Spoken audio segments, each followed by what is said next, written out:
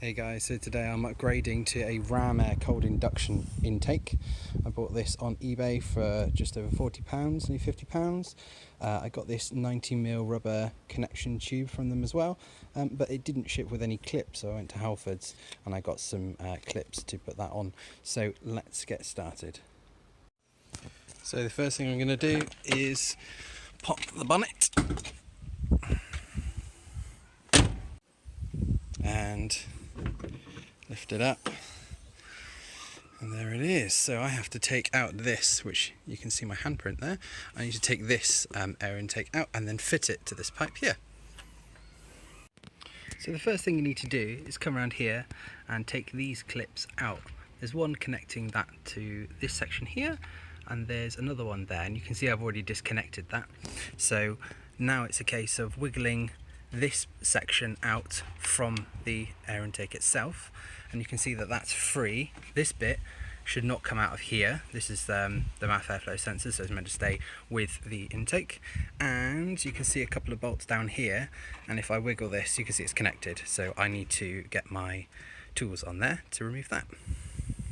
So I've grabbed my wrench, I've got an extension, and I've got a 10mm bolt at the end, and I'm just going to take these out of here. So I'm just finishing off by hand and pulling that one out, and I've got to do the next one.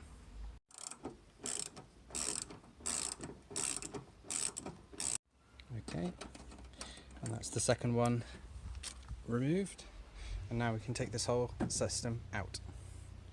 You'll see that as well as here and here, it's also connected to the front, and you just need to make sure you wiggle it a little bit to get it out. And that is the entire intake. You can see the rear there, there's an O-ring there to create the seal. You can see some fins down inside, and so we put that to one side in case we want to reinstall at a later date. Now this is what you're left with. You've got the air intake here, the manifold rather, and the boot coming out through here. So now we have to fit our air intake into this section here. So I have my air intake and my connecting pipe, so I need to put that on here, and then once I've done that I can connect the Jubilee clips to each section. I've put that on now, and I've just noticed, and you might want to check this as well, that the mass sensor intake here is actually quite loose on this boot, so I'm going to do this Jubilee clip up and make sure it's nice and tight.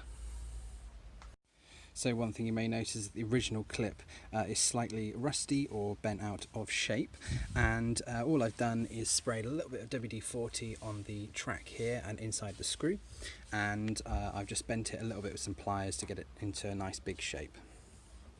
Now, of course, I hear some of you screaming that WD-40 dries out seals and boots, and that is exactly what we don't want on this boot here. Otherwise we're going to have to replace it, so I'm just going to wash it off and give it a dry with this kitchen towel, and then we'll be good to put that back on. Okay, now that's nice and secure. I'm going to attach the other clip to this part of the pipe to make sure that that's tight on the intake itself, and then I'm going to install another one around here to attach it to this section here. One thing I would recommend is installing the clips on this way so that you can actually get at those screw threads here from this side as you have a bit more room. Otherwise you're kind of playing with the engine in the way and it's a little bit more difficult to get in. So I would follow the example that BMW give you and put the clips on that side.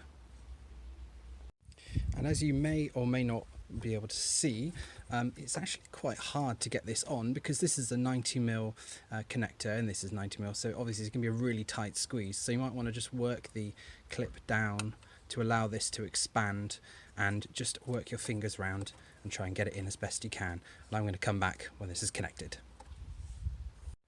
Okay, so that didn't actually take too long. It took about 20 seconds to sort of push fit this on here, and it fits really snug. It's actually a really good fit, and as you can see it's quite a long unit, but it almost perfectly in a minute when I just have a rejig is going to fit perfectly in here, and that is great because I don't need any extra pipes or hosing.